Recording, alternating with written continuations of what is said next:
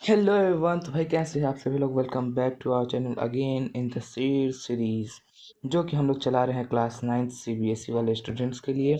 And आज हम लोग बात करने वाले हैं मैटर इन आवर सराउंडिंग्स का लेक्चर नंबर 3। एंड मेरा नाम है तहसीन रज़ा और मैं आप सभी का स्वागत करता हूं हमारे इस अमेजिंग चैनल तहसीन वर्स पे। तो चलिए बिना किसी देरी के साथ बिल्कुल ही शॉर्ट में हम लोग इस चैप्टर को आज समाप्त करने जा रहे हैं। कल के लेक्चर में हम लोगों ने बात किया था सॉलिड लिक्विड गैस प्रॉपर्टीज़ पे बात किया था। सॉलिड लिक्विड गैस एंड वो सभी चीज़ें उसमें शामिल थी। एंड आज हम लोग बात करने वाले हैं कुछ अमेजिंग फैक्ट्स के ऊपर। तो बिना किसी देरी के साथ शुरू करते हैं एंड ख़त्म करते हैं आज हमारा ये चैप्टर। एंड उसके बाद मैं अगले लेक्चर में यानी फोर्थ लेक्चर में बनाने वाला हूँ जेईई लेवल प्रॉब्लम। एक्चुअली ये नाम मैंने जेईई से चूज़ किया है जो कि वर्ल्ड का सेकंड टफेस्ट एग्ज़ाम है। तो मैं उतना भी हार्ड में नहीं लेकर आऊँगा। मैं थोड़े से हार्ड क्वेश्चंस लेके आऊँगा जो कि आपके 9th सीबीएसई क्लास से थोड़े से ऊपर होंगे। तो चलिए शुरू करते हैं। सबसे पहले जो हम लोग कल कॉन्सेप्ट्स पढ़ रहे थे उस चीज़ को हम लोग क्लियर करते हुए चलेंगे। उसको दोबारा हम लोग रिकैप कर लेते हैं। तो एक तरफ मैंने लिखा था सॉलिड, फिर था लिक्विड, एंड लास्ट था हमारे पास गैस। ठीक, ये तीनों चीज़ें हमारे पास थी। फिर फिर उसमें हम लोगों ने क्या किया कि जैसे हम लोगों को एक बार जाना है सॉलिड से लिक्विड तो हम लोग क्या करेंगे, फिर एक बार जाना है लिक्विड से सॉलिड तो हम लोग क्या करेंगे, फिर हम लोग गैस से लिक्विड पे जाने के लिए देखेंगे एंड फिर लिक्विड से गैस पे जाने के लिए देखेंगे। फिर जाना होगा हमें सॉलिड से गैस, फिर जाना होगा गैस से सॉलिड। ओके।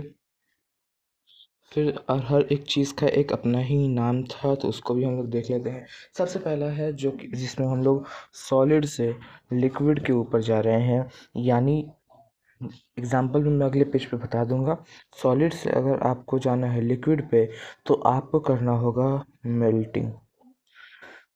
एक मिनट, पेन का करते हैं थोड़ा सा पतला ताकि लिखने में हो थोड़ी सी आसानी। ओके। तो सॉलिड से लिक्विड पे जाने के लिए हमें करना होगा मेल्टिंग प्रोसेस, जिसके अंदर हम लोग सॉलिड को थोड़ा सा हीट प्रोवाइड करते हैं जिसके ज़रिए वो मेल्ट होने लगता है यानी पिघलने लगता है। और पिघलते पिघलते वो सॉलिड से लिक्विड फॉर्म में बदल जाता है। फिर लिक्विड से गैस पे हम लोग जाते हैं बॉइलिंग के मदद से, यानी उसको और हीट जब हम प्रोवाइड करा देंगे लिक्विड के बाद भी तब जाके वो लिक्विड अब लिक्विड नहीं रहेगा, वो वेपर्स के फॉर्म में या फिर गैस के फॉर्म में हवा में उड़ जाएगा जो कि आसमान की तरफ चला जाएगा। एंड फिर हम लोग गैस से सॉलिड पे जाएंगे जिसको हम लोग कहेंगे सब्लिमेशन,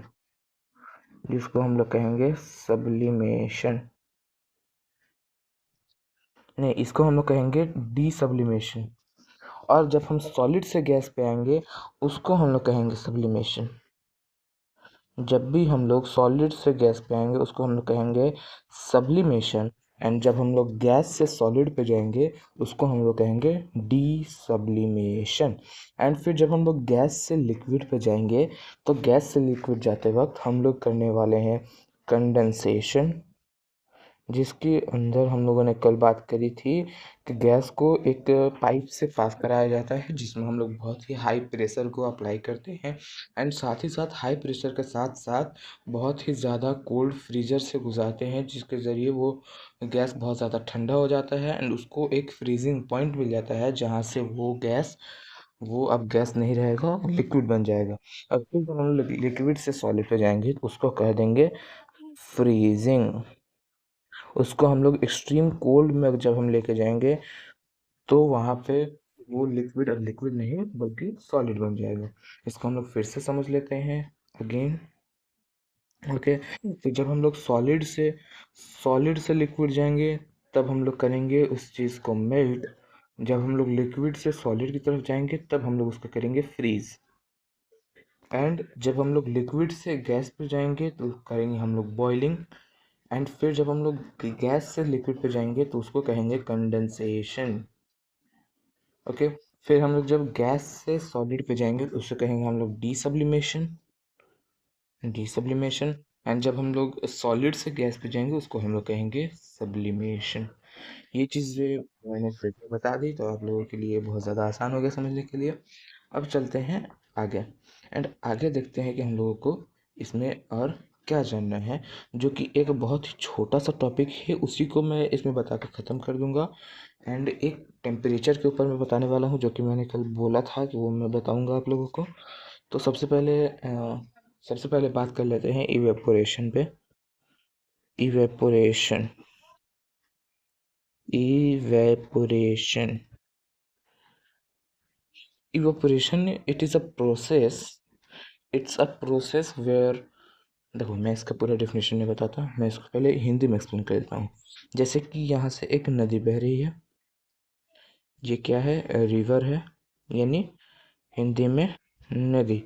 एक रिवर है एंड है यहाँ पे सूरज, ये है सन यानी सूरज, जो कि यहाँ से प्रोवाइड कर रहा है लाइट को, extreme hot light.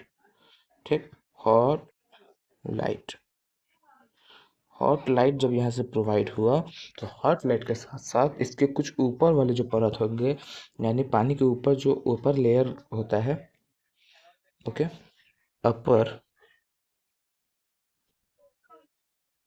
Upper layer of river, यानी रिवर का जो अपर लेयर है पानी का, उसको हम लोग इवेपोरेट करेंगे, यानी सिर्फ ये ऊपर वाला लेयर ही वेपर बन के ऊपर चला जाएगा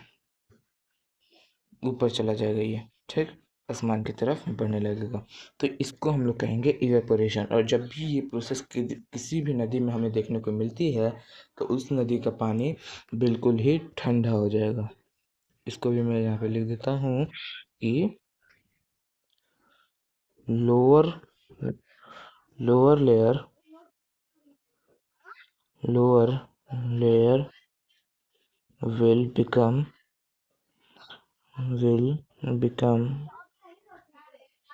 कोल्ड, यानी जो लोअर लेयर होगा वो ठंडा हो जाएगा, ठंडा बन जाएगा, जो कि गर्म था धूप की वजह से। ठीक, तो यही सेम प्रोसेस हमारे एग्जाम में भी 9th क्लास में ज़्यादातर स्कूलों में ये पूछा जाता है कि घड़े में पानी ठंडा कैसे रहता है। इवेपोरेशन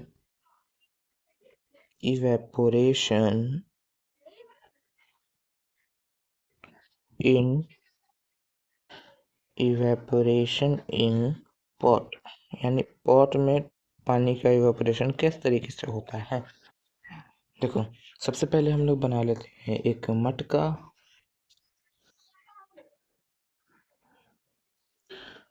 सॉरी, मैं मेरा ड्राइंग थोड़ा सा बकवास है। देखो, मैं सबसे पहले बना लेता हूँ एक एक घड़ा जैसे मैंने बना लिया। तो अब इसमें क्या होता है ना, जब भी घड़ा बनाया जाता है तो उसमें कुछ कुछ टाइनी पोर्स होते हैं, छोटे छोटे छोटे छोटे छेद छेद होते हैं, जिसकी वजह से पानी थोड़ा सा बाहर आता है, ओके। और जब वो पानी बाहर आएगा तो उसको वो छेद करके पानी आउटवर्ड आएगा, यानी बाहर आ जाएगा। और गर्मी की वजह से ये जो बाहर वाला पानी है ये क्या हो जाएगा, इवेपोरेट हो जाएगा। ये हमारा पानी इवेपोरेट हो जाएगा। और जब भी upper layer of water evaporate हो जाएगा तो उससे अंदर का पानी, यानी इनर वाटर विल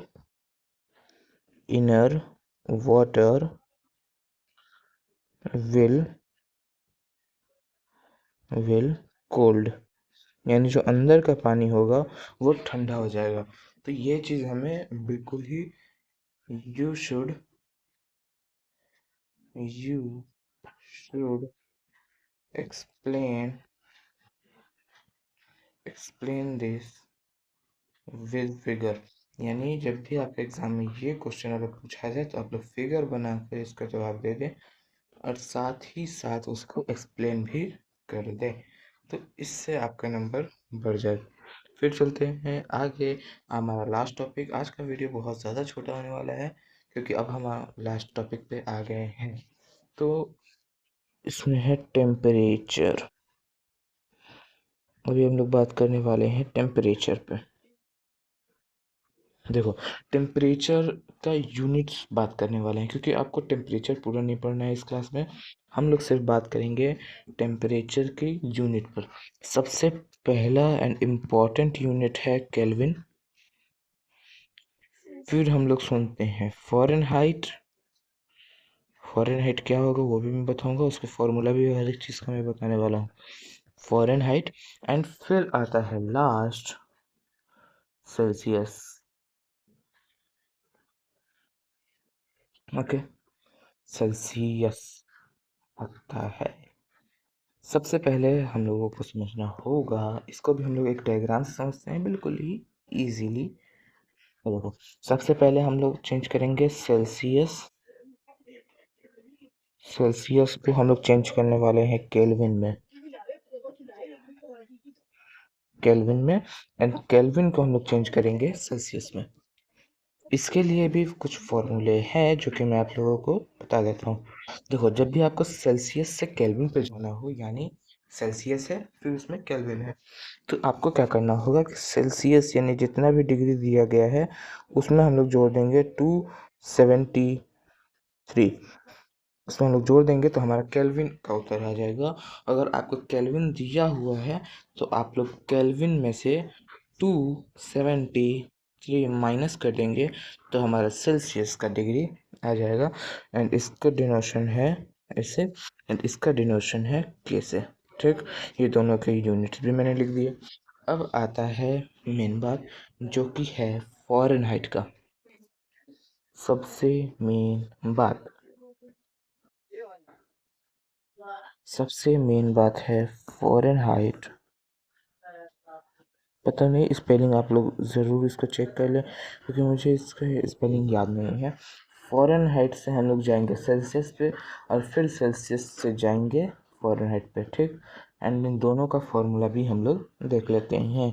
तो फॉर्मूला है जी, तो देखो, सेल्सियस का फॉर्मूला है C is equals to F minus 32 into 5।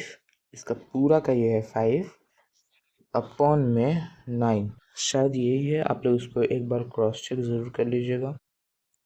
Okay, और इसी फॉर्मूले से हम लोग फॉरेन हाइट भी निकाल सकते हैं। तो फॉरेन हाइट का वैल्यू निकल जाएगा 9, ये ऊपर चला जाएगा यानी 9C अपॉन में 5। ओके, और माइनस का प्लस का 32। तो ये जब हम लोग सेल्सियस से फ़ारेनहाइट पे जाएंगे, अगर हमको सेल्सियस दिया हुआ है फ़ारेनहाइट पे जाना है तो हम लोग ये फॉर्मूला अप्लाई करने वाले हैं। एंड जब हम लोगों को फ़ारेनहाइट दिया गया है और सेल्सियस पे जाना है तो हम लोगों को ये फॉर्मूला अप्लाई कर देना है। बिना सोचे समझे इसको अप्लाई कर देना एंड आपको पता चल जाएगा आंसर क्या है। तो इसका एक एग्जांपल ले लेते हैं। जैसे कि अगर 100 डिग्री सेल्सियस है एंड इसको हम लोगों को कन्वर्ट करना है केल्विन में। 100 डिग्री का सेल्सियस, इसको हम लोग को कन्वर्ट करना है केल्विन में। तो देखो, मैंने क्या बताया था, या पीछे वाले पेज पे चलते हैं। सेल्सियस से केल्विन में जाने के लिए डिग्री सेल्सियस में 273 तो ऐड कर लेते हैं। 273 यानी 100 + 273, तो आंसर आ जाएगा 373 केल्विन। तो हमारा इसका आंसर आ गया। इस चीज़ को हम लोग रिवर्स भी करके एक बार क्रॉस चेक कर सकते हैं कि जब हम लोगों को केल्विन से 100 डिग्री सेल्सियस पे जाना हो तो हम लोग क्या करते हैं, 273 को माइनस करते हैं। तो जैसे ही हम लोग माइनस करेंगे 373 से 273, तो हमारा आंसर आ जाएगा 100 डिग्री सेल्सियस। ये हो गया हमारा क्रॉस चेक।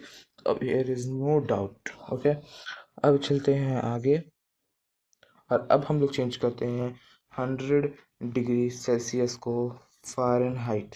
स्पेलिंग मुझे याद आ गया है, फ़ारेनहाइट। ओके, तो ये इसका स्पेलिंग है, इसको आप लोग याद रख लो और हर जगह पे यही लिख दे। 100 डिग्री सेल्सियस को हम लोग चेंज कर रहे होंगे फ़ारेनहाइट में।